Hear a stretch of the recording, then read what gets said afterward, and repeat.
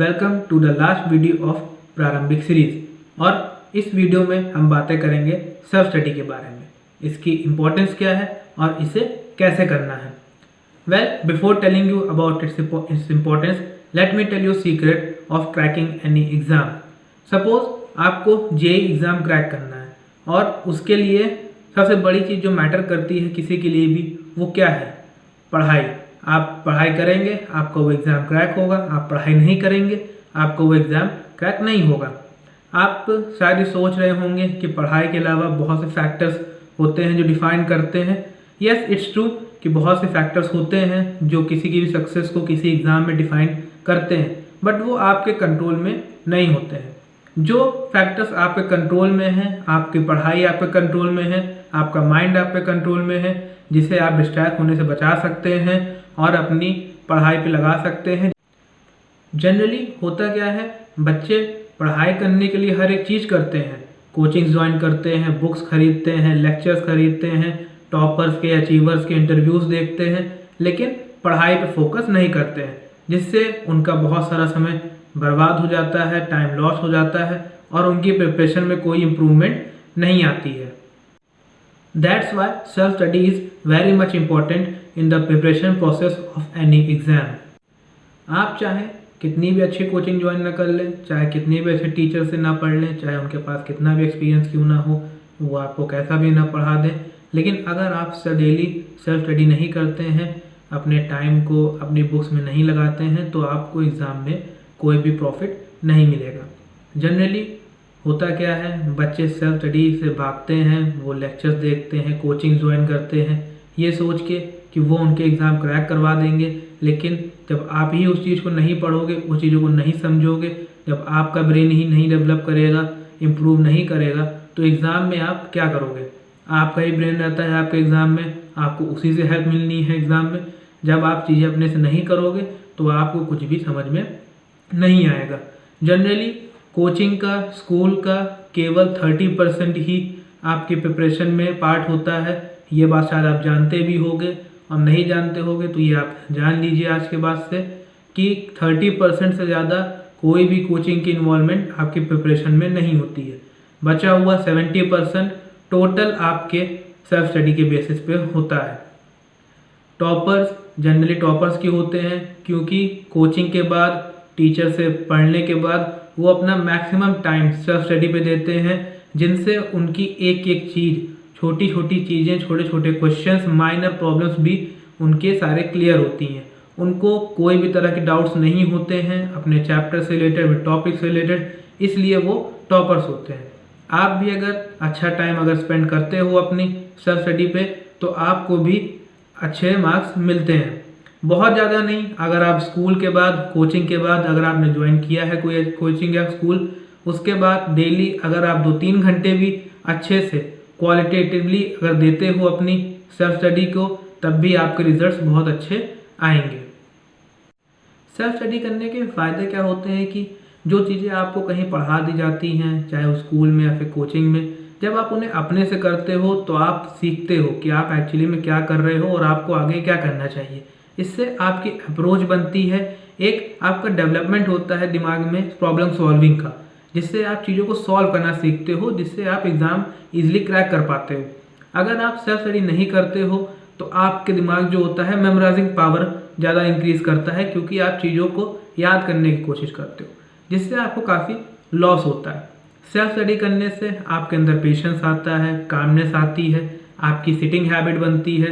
3 घंटे के एग्ज़ाम में आपका दिमाग काम करता रहे, थके ना, ये सारी चीज़ें भी आपकी सेल्फ स्टडी से इम्प्रूव होती है और आपको काफ़ी हेल्प मिलती है। सेल्फ स्टडी की जो सबसे अच्छी बात है वो ये है कि जब आप इसे करते हो और जिस चीज़ पे अप्लाई करते हो, जैसे आपने कि जिस प्रॉब्लम को सॉल्व करते हुए सेल्फ स्टडी करते हुए प्रॉब्लम्स को सॉल्व किया है, या कोई थ्योरी पढ़ी है, कुछ मेमोराइज की है, वो आपके दिमाग में ज़्यादा समय तक सस्टेन करती है। Let me give you example of mind. जब मैं प्रिपरेशन कर रहा था तो उस समय एक चैप्टर है आप लोग के 11th क्लास के टॉपिक में, उसका नाम है थर्मोडायनेमिक्स, जहाँ तक या थर्मोडायनेमिक्स। उस चैप्टर से मुझे बहुत स्ट्रगल करना पड़ा था, बिकॉज जब वो मेरे स्कूल में पढ़ाया गया, उस समय मैं मेडिकली वेल नहीं था, तो मैं स्कूल नहीं जा पा रहा था, तो मैंने वो चैप्टर स्कूल में नहीं पढ़ा, उसके बाद जिस कोचिंग में जाता था वो एक लोकल कोचिंग थी, वहाँ पर चीज़ों को उतने अच्छे से नहीं पढ़ाया गया, वहाँ पर केवल प्रॉब्लम सॉल्विंग करवाई जाती थी, वो भी एकदम फास्ट वे में, जिससे मुझे कुछ समझ में नहीं आया। मैं बहुत फ्रस्ट्रेटेड था उस समय कि वो चैप्टर मैं कैसे करूँ। और क्लास 12 आने तक मैंने उस चैप्टर को नहीं किया था। मैंने यूट्यूब से हेल्प लेने की सोची, मैंने लेक्चर से हेल्प लेने की सोची, लेकिन मुझे कोई भी प्रॉफिट नहीं मिला। एक प्रॉपर डायग्राम रोड मैप उस चैप्टर का मेरे दिमाग में नहीं बन रहा था। एक दिन मैंने क्या किया, जब मैं चीज़ों से फ्रस्ट्रेट हो गया तो मैंने अपनी रेफरेंस बुक उठाई। SL अरोरा में यूज़ करता था, मैंने रिकमेंड भी किया है अपनी पिछली वीडियो में रेफरेंस बुक के लिए। उस बुक को मैंने लाइन 1 से लाइन लास्ट तक पढ़ा, उसमें जो क्वेश्चंस थे, उसमें जो प्रॉब्लम्स थे, उनको मैंने किया। और आप यकीन नहीं करोगे कि आज भी मुझे वो चैप्टर उतनी अच्छे से याद है जितने अच्छे से मैंने उस समय उसे पढ़ा था। तो ये है पावर सेल्फ स्टडी की। आप सेल्फ स्टडी से जिस चीज़ों को करते हो वो चीज़ आपके दिमाग में ज़्यादा समय तक सस्टेन करती है और आपको काफ़ी समय तक याद रहती है, जिससे आप प्रॉब्लम सॉल्विंग आपकी बहुत ईजी हो जाती है। जो अच्छे लेवल के क्वेश्चन आते हैं एडवांस में, मेंस में, उनमें कुछ अलग नहीं होता है, वो इन्हीं क्वेश्चन से बिल्डअप होके बनते हैं और आपको बेसिक से ही सॉल्व करने रहते हैं। अगर आप बेसिक से सॉल्व करना सीखे रहते हो तो आप बड़े बड़े क्वेश्चंस भी आसानी से सॉल्व कर लेते हो, और अगर आप ऐसा नहीं करते हो तो छोटे मोटे क्वेश्चन भी आपसे कहीं ना कहीं स्लिप हो जाते हैं और आपकी मार्क्स इसमें खराब होते हैं और आपकी रैंक इसमें गिरती है। मैं यही कहना चाहूँगा, चाहे आप कहीं भी हों, किसी भी कोचिंग में हों, किसी भी स्टेट में हो, आप अच्छी जगह क्यों ना हो, अच्छी कोचिंग में क्यों ना हो, या फिर कोटा गए हो प्रिपरेशन के लिए, आप सेल्फ स्टडी ज़रूर करें। अपने कोचिंग के नोट्स को ही रिवाइज करें अगर आपके पास हैं तो, नहीं है तो अच्छी बुक्स को फॉलो करें। बुक्स ऐसे ही लिखी जाती हैं जिससे इंसान अपने आप चीज़ों को सीख सके, इसीलिए बुक्स को पढ़ने से आपकी काफ़ी बिल्डिंग होती है, काफ़ी हेल्प मिलती है आपके प्रिपरेशन में। सेल्फ स्टडी ज़रूर करें। एंड बातों में मैंने सेल्फ स्टडी की इंपॉर्टेंस भी आपको बता दिए बिना उसको अलग किए वीडियो से, सॉरी फॉर दैट। अब सेकेंड पार्ट जो है वो हमारा है कि हमें सेल्फ स्टडी कैसे करनी है। जो बच्चे टोटली सेल्फ स्टडी पे बेस्ड हैं, वो कोई कोचिंग नहीं ज्वाइन की है उन्होंने और वो केवल सेल्फ स्टडी ही करके एग्ज़ाम को क्रैक करना चाहते हैं, तो उनको इन बातों का ध्यान रखना, उसको कैसे करनी है अब इस बात को देखते हैं। सबसे पहले मैं एज्यूम कर रहा हूँ कि अभी आप क्लास 11th में जा रहे हो या फिर अभी प्रिपरेशन स्टार्ट करने वाले हो और अभी तक आपने कोई कोचिंग नहीं ज्वाइन की है, कोई बुक नहीं खरीदी है, तो अब आपको सेल्फ स्टडी कैसे करना है और एक्चुअली में सेल्फ स्टडी कैसे की जाती है इसको आप देखिए। सबसे पहले आप मेरी पिछली वीडियो देखें और आपके कैटेगरी के अकॉर्डिंग जो बुक्स मैंने आपको रिकमेंड की है या आपको जो लगता है उस रिकमेंडेशन की इक्वली इंपॉर्टेंस की बुकें अगर आपके पास हैं तो आप उन्हें ख़रीद लें।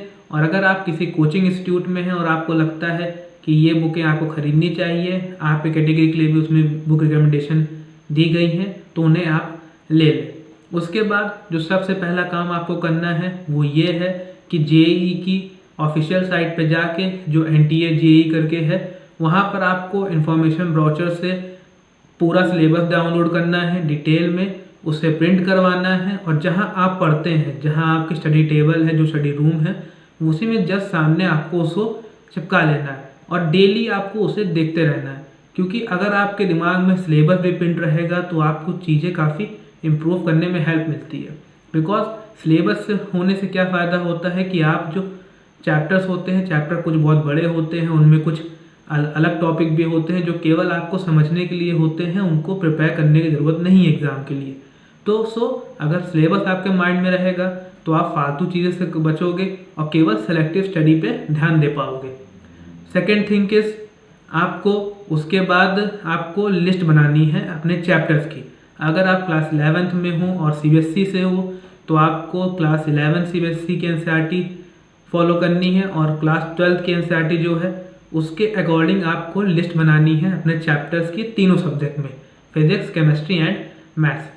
फिर उसके चैप्टर के आगे आप बड़ा पेज लीजिएगा, उसमें एक लिस्ट बनाइएगा चैप्टर्स को, 11 के टॉपिक्स अलग, 12 के टॉपिक्स अलग। फिर उसके सामने आप कुछ कॉलम्स बनाइएगा और ऊपर बुक्स के नाम लिखिएगा। सपोज आप फ्रेश प्रिपरेशन स्टार्ट करने जा रहे हैं तो आप मेरी वीडियो के अकॉर्डिंग कैटेगरी 1 में लाई करेंगे, जहां मैंने आपको जो बुक रिकमेंड की थी वो लेवल 1 के लिए NCERT, लेवल 2 के लिए रेफरेंस, लेवल 3 के लिए आप अपनी चॉइस के अकॉर्डिंग देख सकते हैं। उन बुक्स के नाम लिखेंगे और उन बुक्स के नाम के नीचे आप एक लाइन खींचेंगे, 2 कॉलम बनाएंगे, जिसमें आप एक साइड लिखेंगे थ्योरी और एक साइड लिखेंगे प्रैक्टिस या फिर न्यूमेरिकल। और डेली कम से कम 3 घंटे 1 hour to each subject, physics, chemistry and maths आप डेली देंगे। अगर आप सपोज आप एक बुक उठाते हैं, सपोज आपने एनसीईआरटी उठाई, आपने उसकी थ्योरी पढ़ी किसी भी चैप्टर की और फिर उसके न्यूमेरिकल्स किए, तो आप उसको अपनी शीट में टिक करते जाइएगा या फिर मार्क करते रहिएगा। अगर आपने किसी चैप्टर के केवल थ्योरी की, प्रैक्टिस नहीं की है, तो आप उस थ्योरी के पार्ट को मार्क कीजिएगा, प्रैक्टिस के पार्ट को अभी आगे के लिए छोड़ दीजिएगा। इससे आप अपने डेली इम्प्रूवमेंट को मॉनिटर कर सकते हैं। और इसके अलावा आप चाहें तो इसकी एक एक्सेल शीट भी बना सकते हैं अपने लैपटॉप या कंप्यूटर पे, अगर आप उसे प्रिपरेशन के दौरान यूज़ कर रहे हैं तो। फिर आपको क्या करना है, जैसे आपके 11th के टॉपिक अलग हो गए, 12th के टॉपिक्स अलग हो गए, जो लोग ड्रॉपर हैं, जो पेपर दे चुके हैं 1-2 बार, उन्हें पता है कि एग्जाम में कैसे क्वेश्चंस आते हैं, कौन से इंपॉर्टेंट टॉपिक्स हैं, कौन से टॉपिक्स लेस इंपॉर्टेंट हैं, तो वो प्रायोरिटी के ऑर्डर अपनी लिस्ट बनाएं। और जैसे कि आपको पता है कि आपके पास 2 ईयर्स हैं प्रिपरेशन के लिए, तो आप उन चैप्टर्स को ऐसे डिवाइड करें मंथ वाइज, वीक वाइज अपने टारगेट के लिए, कि जिससे आपकी पूरी प्रिपरेशन या फिर पूरा सिलेबस 1.5 ईयर्स में ही ख़त्म हो जाए और रेस्ट ऑफ द जो मंथ्स हैं वो आप अपने रिवीजन और प्रैक्टिस में दे सकें। ड्रॉपर्स ये कोशिश करें कि वो अपना सिलेबस 2 मंथ्स प्रायर या फिर 3 मंथ्स प्रायोरी कंप्लीट कर लें, जिससे बचे हुए टाइम में वह अपने वीक सेक्शंस को अच्छे से ब्रशअप कर सकें, शार्प कर सकें और इम्प्रूव कर सकें।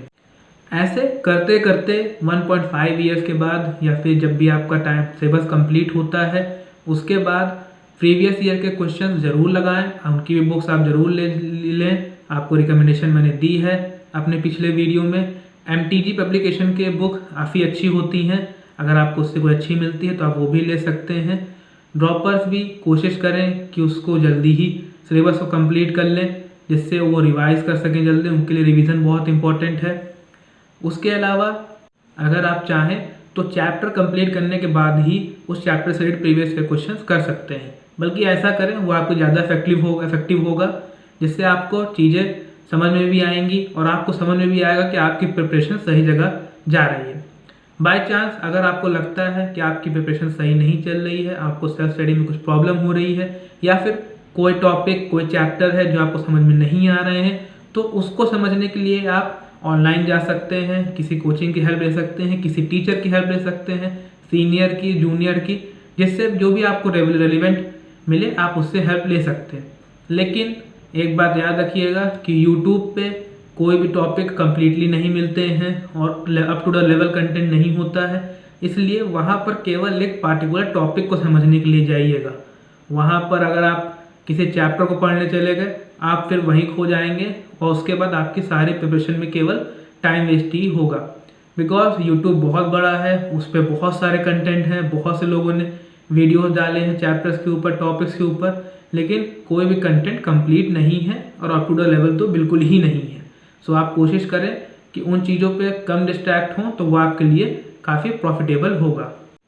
उसके अलावा वीकेंड्स में या फिर जब भी आपको हॉलीडेज़ मिलती हैं और आपको टेस्ट देना ज़रूरी है, तो आपको टेस्ट के लिए आपको क्या करना है कि जिन चैप्टर्स को आप कंप्लीट कर चुके हैं उन्हीं चैप्टर में से कुछ रैंडम क्वेश्चंस उठाइए उन्हीं बुक से, जिन्हें आपको सॉल्व करने में डिफ़िकल्टी फेस करनी पड़ी हो या फिर आपको कोई क्वेश्चन डिफ़िकल्ट लगते हो, उन्हीं क्वेश्चंस को आप उठाइए, 30 क्वेश्चन का सेट बनाइए और 1 आवर में, 2 आवर में जो भी आपको रेलिवेंट लगे उसमें सॉल्व करने की कोशिश करिए।